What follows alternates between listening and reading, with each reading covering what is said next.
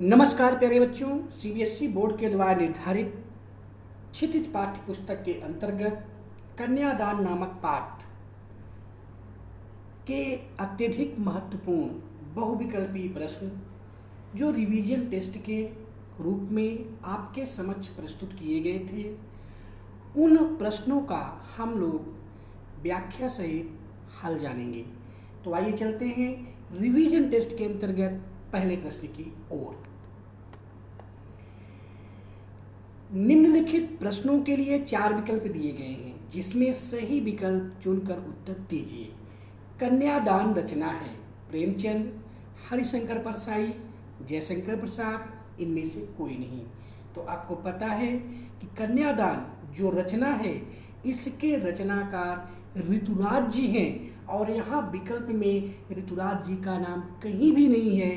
अतः इस आधार पर प्रश्न नंबर 1 का विकल्प नंबर 4 सही होगा, इनमें से कोई नहीं।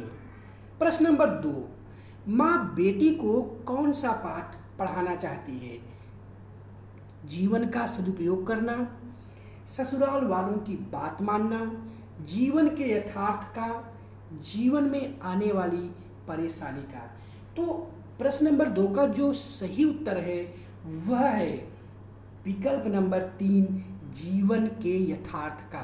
माँ बेटी को जीवन का जो यथार्थ है, जो जीवन की सच्चाई है, इस दुनियादारी में जो घटित हो रही है, ऐसे उस जीवन के यथार्थ का पाठ माँ अपनी बेटी को पढ़ाना चाहती थी। क्यों? क्योंकि जो उसकी बेटी है वह भोली भाली, सीधी और सरल है। अतः इस तरह से प्रश्न नंबर 2 का विकल्प नंबर 3 सही होगा कि माँ बेटी को जीवन के यथार्थ का पाठ पढ़ाना चाहती है। प्रश्न नंबर 3, एक माँ की अंतिम संपत्ति होती है बेटा, उसका भाई, उसकी माँ, बेटी। एक माँ की अंतिम संपत्ति उसकी बेटी होती है। क्यों? क्योंकि बेटी ही उसके सुख दुख तथा उसके सबसे निकट होती है। इसलिए यहाँ पर कवि ऋतुराज जी ने माँ की अंतिम संपत्ति को बेटी के रूप में माना है। अतः प्रश्न नंबर 3 का विकल्प नंबर 4 सही होगा कि एक माँ की अंतिम संपत्ति बेटी होती है। प्रश्न नंबर 4, कन्यादान पाठ में चित्रण किया गया है नारी शक्ति की अभिव्यक्ति, नारी जीवन की कथा, नारी की ममता, माँ का प्यार। प्रश्न नंबर 4 का विकल्प नंबर 1 अर्थात नारी शक्ति की अभिव्यक्ति का चित्रण किया गया है। इस पूरे पाठ में ऋतुराज जी ने नारी संघर्ष की अभिव्यक्ति की बड़ी मार्मिकता से उसका चित्रण किया है और उन्होंने नारी हृदय की कोमलता और सरलता को जिस रूप में व्यक्त किया है, निश्चित रूप से ऐसा सिर्फ ऋतुराज जी ही कर सकते थे। तो कहने का मतलब यह है कि प्रश्न नंबर 4 में कन्यादान पाठ में नारी संघर्ष की अभिव्यक्ति का वर्णन किया गया है। तो प्रश्न नंबर 4 का विकल्प नंबर 1 सही होगा। प्रश्न नंबर 5 है, ऋतुराज का जन्म स्थान है राजस्थान का छतरपुर, राजस्थान का भरतपुर, राजस्थान का मेवाड़, इनमें से कोई नहीं। तो जिस समय ऋतुराज जी का जीवन परिचय आपको बताया जा रहा था, आपको यह बताया गया था कि कविवर ऋतुराज का जन्म राजस्थान के भरतपुर जिले में सन 1940 में हुआ था। तो इस तरह से ऋतुराज जी का जन्म स्थान है राजस्थान का भरतपुर। अतः प्रश्न नंबर 5 का ऑप्शन नंबर 2 विकल्प नंबर 2 सही होगा, राजस्थान का भरतपुर। प्रश्न नंबर 6, ऋतुराज ने एमए की परीक्षा पास की थी आगरा, दिल्ली, जयपुर, इलाहाबाद। आपको यह भी बताया गया था कि राजस्थान से ही प्रारंभिक शिक्षा प्राप्त करने के बाद राजस्थान विश्वविद्यालय जयपुर से इन्होंने अंग्रेजी में एमए की परीक्षा उत्तीर्ण की थी। तो इस तरह से प्रश्न नंबर 6 का विकल्प नंबर 3 जयपुर सही ऑप्शन होगा। तो ऋतुराज ने एमए की परीक्षा पास की थी जयपुर से, राजस्थान विश्वविद्यालय जयपुर से। प्रश्न नंबर 7 है, ऋतुराज ने अब तक कितने कविता संग्रह प्रकाशित हो चुके हैं? ऋतुराज के अब तक कितने कविता संग्रह प्रकाशित हो चुके हैं? 7, 8, 5, 9। तो हमने आपको यह भी बताया था कि ऋतुराज के अब तक 8 कविता संग्रह प्रकाशित हो चुके हैं, जिनमें एक मरण धर्मा और अन्य, पुल पर पानी, सूरत निरत, लीला मुखार बिंद इत्यादि निम्न है।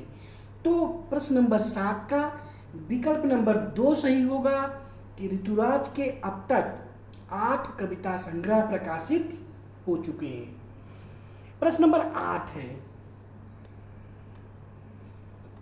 कविता में किसका दुख करुणापूर्ण और स्वाभाविक था? बेटी का, बेटे का, कवि का, माँ का? तो इस पूरी कविता में माँ का जो दुख है वह करुणापूर्ण और स्वाभाविक है, क्योंकि ऋतुराज जी ने पहली ही पंक्ति से यह बता रहा है कि कितना प्रामाणिक था उसका दुख लड़की को दान में देते वक्त, जैसे वही उसकी अंतिम पूंजी हो। तो इन पंक्तियों से भी यह स्पष्ट होता है कि कविता में ऋतुराज जी ने माँ का दुख करुणापूर्ण और स्वाभाविक बताया है। अतः प्रश्न नंबर 8 का विकल्प नंबर 4 सही होगा। प्रश्न नंबर 9 है, कवि ने किसके जीवन के प्रति गहरी संवेदना व्यक्त की है? पुरुष, स्त्री, देश, इनमें से कोई नहीं। तो जो प्रश्न नंबर 9 है इसका जो सही उत्तर होगा वह होगा स्त्री के जीवन के प्रति गहरी संवेदना कवि ऋतुराज जी ने व्यक्त की है। अतः प्रश्न नंबर 9 का विकल्प नंबर 2 सही होगा। इसके बाद प्रश्न नंबर 10 है कि बेटी किसके सबसे निकट और सुख दुख की साथी होती है? पिता के, परिवार के, भाई के, इनमें से कोई नहीं। तो जो बेटी है वह सबसे निकट और सुख दुख में साथी अपने माँ के होती है। बेटी सबसे निकट अपने माँ के पास होती है, और इतना ही नहीं, वह माँ के सुख दुख में उसके एक सच्ची साथी की तरह उसके सुख दुख में उसका साथ देती है। अतः प्रश्न नंबर 10 का विकल्प नंबर 4 सही होगा, इनमें से कोई नहीं। प्रश्न नंबर 11 है, लड़की की विदाई के लिए दान शब्द का प्रयोग किसके कारण किया गया है? पुरुष प्रधानता के कारण, लड़कों को अधिक महत्व देने के कारण, समाज के कारण, इनमें से कोई नहीं। तो लड़की की विदाई के लिए दान शब्द का प्रयोग किसके कारण किया गया है? तो इसका जो ऑप्शन है, ऑप्शन यहाँ पर यह है कि पुरुष प्रधानता के कारण, लड़कों को अधिक महत्व देने के कारण, समाज के कारण। इस तरह से जो है इस प्रश्न का जो यह उत्तर है वह है आपका इनमें से कोई नहीं, यानी विकल्प नंबर आपका 4 सही होगा।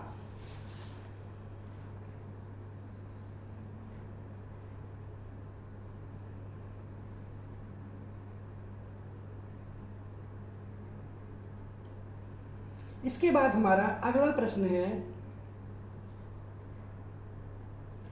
कि माँ की अंतिम संपत्ति होती है बेटी, बेटा, पिता, इनमें से कोई नहीं। तो आपने इसका उत्तर पढ़ा है कि माँ की अंतिम संपत्ति उसकी बेटी होती है। अतः प्रश्न नंबर 12 का विकल्प नंबर 1 सही होगा। सयानी शब्द का अर्थ है भोली, सरल, समझदार, चतुर। सयानी शब्द का अर्थ यहाँ पर समझदार के अर्थ में किया गया है कि बेटी अभी सयानी नहीं थी, तो यहाँ पर सयानी का अर्थ होता है समझदार से। अतः प्रश्न नंबर 13 का विकल्प नंबर 3 सही होगा। इसके बाद प्रश्न नंबर 14 है बेटी के लिए प्रयुक्त शब्द लेखिका, पाठिका, अध्यापिका, गायिका। तो प्रश्न नंबर 14 में बेटी के लिए जो सबसे प्रयुक्त शब्द है वह है पाठिका, क्योंकि यहाँ पर यह बताया गया है कि पाठिका थी वह धुंधले प्रकाश की, कुछ तुकों और कुछ लयबद्ध पंक्तियों की। तो बेटी के लिए यहाँ पर पाठिका शब्द का प्रयोग किया गया है, तथा प्रश्न नंबर 14 का विकल्प नंबर 2 सही होगा। प्रश्न नंबर 15 है, कविता में आभास का अर्थ है समझदार, अनुदान, अनुभव, अनुराग। तो कविता में यहाँ पर आभास का अर्थ है अनुभव से जो है, इसलिए यहाँ पर आपका जो प्रश्न नंबर 15 है उसका विकल्प नंबर 3 सही होगा, अनुभव। क्योंकि जो बेटी है उससे सुख का आभास तो था लेकिन दुख बाँचना नहीं आता था, यानी मतलब उसे सुख का अनुभव था लेकिन उसे दुख के विषय में कुछ भी पता नहीं था। अतः इस तरह से यहाँ आभास शब्द का अर्थ होगा अनुभव से। प्रश्न नंबर 16, लड़की को क्या करना नहीं आता था? दुखों की भयानकता को समझना, सुखों का अनुभव करना, पुस्तकों को पढ़ना, इनमें से सभी। तो जो बेटी है वो हमेशा माँ के सानिध्य में रही है। अब माँ के सानिध्य में रहने के कारण उसने सदैव सुख का ही अनुभव किया है। उसे दुख की भयानकता के बारे में बिल्कुल कुछ भी उसे अनुभव नहीं है। अतः इस तरह से प्रश्न नंबर 16 का विकल्प नंबर 1 सही होगा कि लड़की को दुख की भयानकता को समझना नहीं आता है। प्रश्न नंबर 17, जीवन के प्रतीक हैं आग, पानी, दोनों, इनमें से कोई नहीं। तो जीवन के प्रतीक के रूप में आग और पानी इन दोनों को बताया गया है, अतः प्रश्न नंबर 17 का विकल्प नंबर 3 सही होगा। प्रश्न नंबर इसके बाद 18 है, वस्त्र और आभूषण नारी जीवन में क्या है?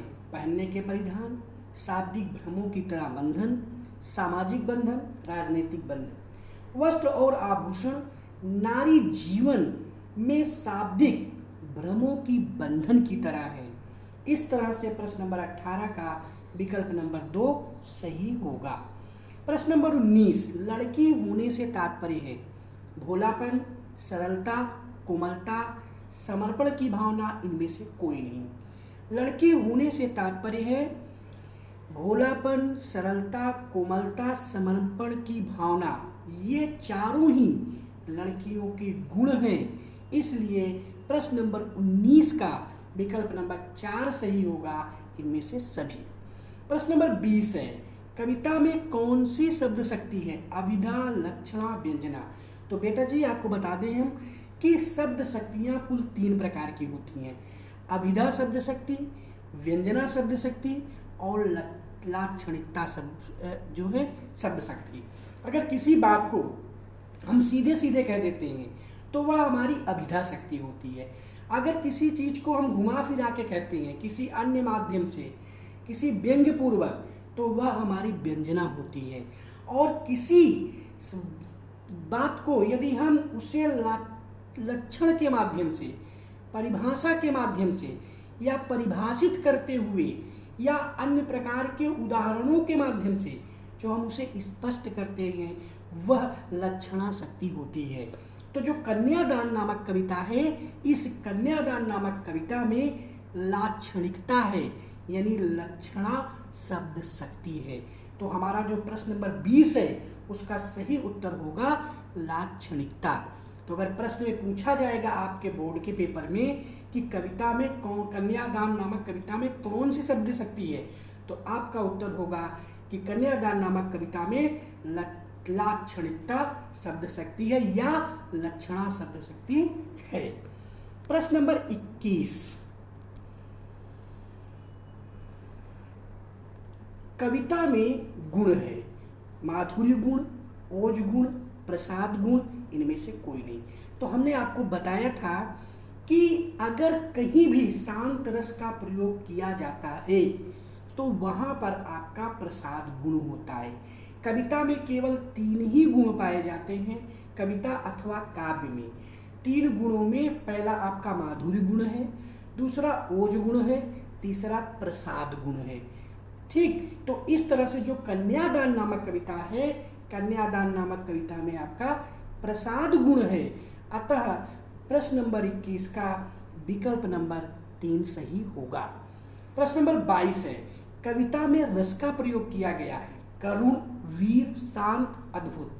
तो इस पूरे कन्यादान कविता की अगर हम प्रथम 3 पंक्तियों को छोड़ दें तो शेष सारी पंक्तियों में इसमें शांत रस का प्रयोग किया गया है, क्योंकि कन्यादान कविता के प्रथम 3 पंक्तियों में करुण रस का प्रयोग है।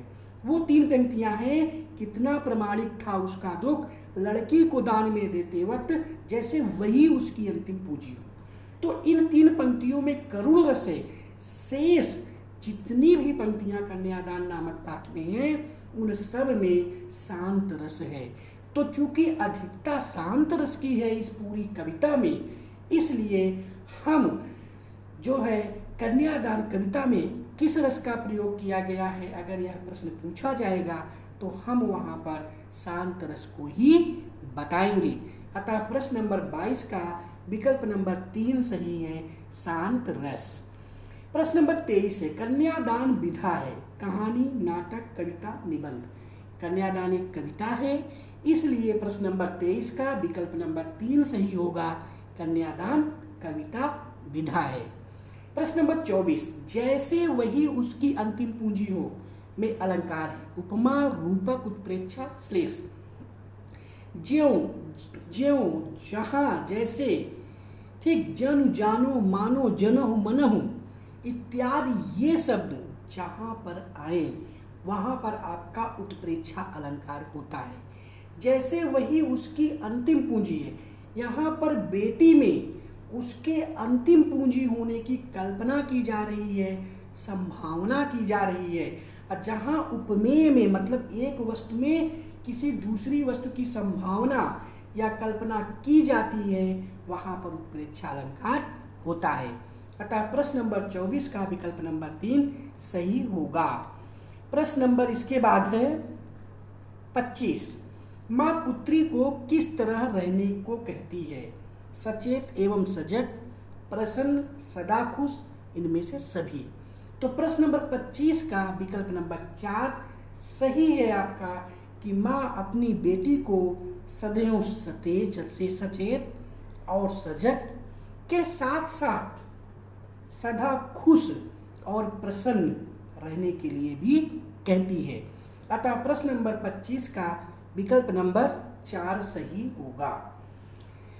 प्रश्न नंबर 26, आग किस लिए है, जलने के लिए, मरने के लिए, रोटियां सेकने के लिए, इनमें से सभी। तो जो मानव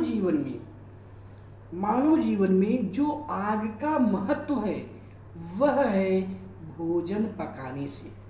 भोजन पकाने से इस प्रश्न के विकल्प में सिर्फ विकल्प नंबर 3 ही है, वह है रोटियां सेकने के लिए। तो आग किस लिए है, आग भोजन पकाने के लिए होता है। अतः ऐसी स्थिति में प्रश्न नंबर 26 का विकल्प नंबर 3 सही होगा, रोटियां सेकने के लिए। क्योंकि जिस कविता में माँ भी अपनी बेटी को यह नसीहत देती है कि आग रोटियां सेकने के लिए है, जलने के लिए नहीं। अतः ऐसी स्थिति में जो आग का महत्व है वो रोटियां सेकने के लिए है। अतः प्रश्न नंबर 26 का विकल्प नंबर 3 सही होगा। इसके बाद प्रश्न नंबर 27 है, कविता में छंद है, तुकांत, अतुकांत, दोहा, चौपाई। ना तो दोहा है, ना चौपाई है और ना ही तुकांत है। इस पूरी कविता में अतुकांत है, छंद है। अतः प्रश्न नंबर 27 का विकल्प नंबर 2 सही होगा। प्रश्न नंबर 28, आग रोटियां सेकने के लिए है में वाक्य का प्रतीकार्थ है, यथोचित प्रयोग, रोटी बनाना, आग से जलाकर पकाना, पकवान बनाने का माध्यम। तो प्रश्न नंबर 28 का जो सही उत्तर है वह है यथोचित प्रयोग। आग रोटियां सेकने के लिए है, यह वाक्य, इस वाक्य का जो प्रतीकार्थ है वह है यथोचित प्रयोग करना आग का। तो अतः प्रश्न नंबर 28 का विकल्प नंबर 1 सही होगा। इसके बाद हमारा प्रश्न नंबर 29 है। ऋतुराज की रचना है सूरत निरत, लीला मुखारबिंद, पुल पर पानी, इनमें से सभी। तो आपको बता दें हम कि ऋतुराज जी की ये तीनों ही रचनाएं हैं, अतः प्रश्न नंबर 29 का विकल्प नंबर 4 सही होगा, इनमें से को सभी। प्रश्न नंबर 30, कविता में प्रमाणिक शब्द का अर्थ है सुख, दुख, वास्तविक, समझता। तो कविता में जो प्रमाणिक शब्द है इसका सही उत्तर है वास्तविक, अतः प्रश्न नंबर 30 का विकल्प नंबर 3 सही होगा, वास्तविक। इसके बाद प्रश्न नंबर 31 है। धुंधला प्रकाश किसका प्रतीक है? सुख, दुख, अस्पष्ट सुख, इनमें से कोई नहीं। तो जो धुंधला प्रकाश है वह अस्पष्ट सुख का प्रतीक है, क्योंकि जो बेटी है वह इस दुनियादारी के सुख से परिचित नहीं है, उसके लिए इस भौतिक संसार का जो सुख है वह अस्पष्ट है, इसलिए धुंधला प्रकाश यह अस्पष्ट सुख का प्रतीक है, अतः प्रश्न नंबर 31 का विकल्प नंबर 3 सही होगा। प्रश्न नंबर 32 है। कविता में लड़की के सयाने न होने का क्या आशय है?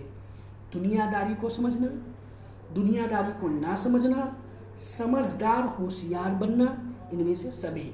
कविता में लड़की के सयाने न होने का आशय यह है कि वह अभी भोली भाली, सीधी सादी और सरल है, उसे दुनियादारी की समझ नहीं है, अतः इस के आधार पर प्रश्न नंबर 32 का विकल्प नंबर 2 सही होगा कि लड़की को दुनियादारी की समझ नहीं है, अर्थात दुनियादारी की समझ ना होना। प्रश्न नंबर 32 का विकल्प नंबर 2 सही होगा।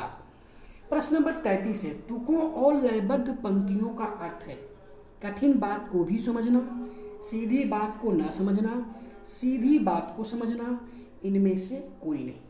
प्रश्न नंबर 33 का जो है कि तुकों और लयबद्ध पंक्तियों का अर्थ है सीधी बात को समझना, मतलब वह जो बालिका है, जो बेटी है, वह सिर्फ सीधी सीधी बातों को ही समझती है, उसे इस दुनियादारी के जो बंधी बधाई परपाटी है उसका ज्ञान उसे नहीं है, अतः प्रश्न नंबर 33 का विकल्प नंबर 3 सही होगा, सीधी बात को समझना। प्रश्न नंबर 34, कवि लड़की को किन सुखों में जीता हुआ दर्शाया है? वास्तविक, काल्पनिक, दोनों, इनमें से कोई नहीं।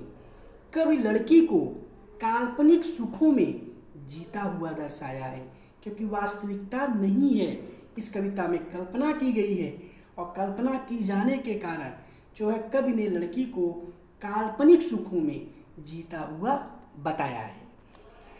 प्रश्न नंबर 35, पानी में झांकना का तात्पर्य है जीवन के बाहरी रूप का अवलोकन करना, जीवन में निराश होना, जीवन के प्रति सतर्क रहना, इनमें से सभी। प्रश्न नंबर 35 का विकल्प नंबर 1 सही होगा। पानी में झांकना का तात्पर्य है जीवन के बाहरी रूप का अवलोकन करना। प्रश्न नंबर 36, लड़की होना पर लड़की की तरह दिखाई मत देना में माँ का कौन सा भाव प्रकट होता है? प्रेम का, सतर्कता का, क्रांतिकारी का, अनुभव का। यहाँ पर एक आधुनिक माँ का भाव प्रकट होता है, और एक आधुनिक माँ एक क्रांतिकारी की तरह अपनी बेटी को यह शिक्षा देती है कि इस संसार में लड़की होना गलत नहीं है, लेकिन लड़की की तरह दिखाई देना यह गलत है। अतः यहाँ पर माँ का क्रांतिकारी भाव प्रकट हो रहा है, अतः प्रश्न नंबर 36 का विकल्प नंबर 3 सही होगा, क्रांतिकारी भाव। प्रश्न नंबर 37, लड़की की कमजोरी कहा जाता है कोमलता, सुंदरता, भावुकता, इनमें से सभी।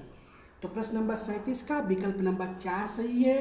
एक लड़की की कमजोरी उसकी कोमलता, उसकी सुंदरता और उसकी भावुकता को कहा जाता है, अतः प्रश्न नंबर 37 का विकल्प नंबर 4 सही होगा। प्रश्न नंबर 38 है। रीझना शब्द का अर्थ है खुश होना, निराश होना, चीखना, इनमें से कोई नहीं। तो रीझना शब्द का अर्थ होता है यहाँ पर खुश होने से, क्योंकि माँ ने अपनी बेटी को यह नसीहत दी है कि पानी में झांककर अपने चेहरे पर मत रीझना, यानी तुम अपनी चेहरे की सुंदरता पर कभी भी प्रसन्न मत होना। तो यहाँ पर रीझना शब्द का अर्थ खुश होना से है, अतः प्रश्न नंबर 38 का विकल्प नंबर 1 सही होगा। प्रश्न नंबर 39 है, ऋतुराज को सम्मानित किस पुरस्कार से नहीं किया गया है? सोमदत्त परिमल पुरस्कार, मीरा पुरस्कार, पहल सम्मान, उत्तर प्रदेश पुरस्कार।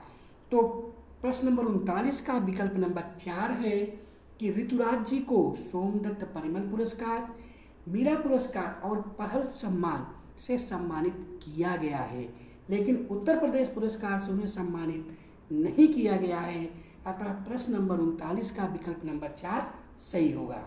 प्रश्न नंबर 40 है, कन्यादान कविता में दान शब्द से तात्पर्य है लड़की के दान से, लड़की के विवाह से, लड़की के प्रति प्रेम की भावना ना होने से, इनमें से सभी।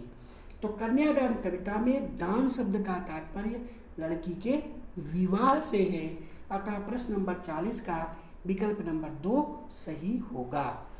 इस तरह से आपके सामने रिवीजन टेस्ट के अंतर्गत पूछे गए कन्यादान नामक पाठ के अंतर्गत 40 अत्यधिक महत्वपूर्ण प्रश्नों की व्याख्या सहित उत्तर हम लोगों ने जाना और समझा। आज के लिए बस इतना ही। जय भारत, जय हिंदी, धन्यवाद।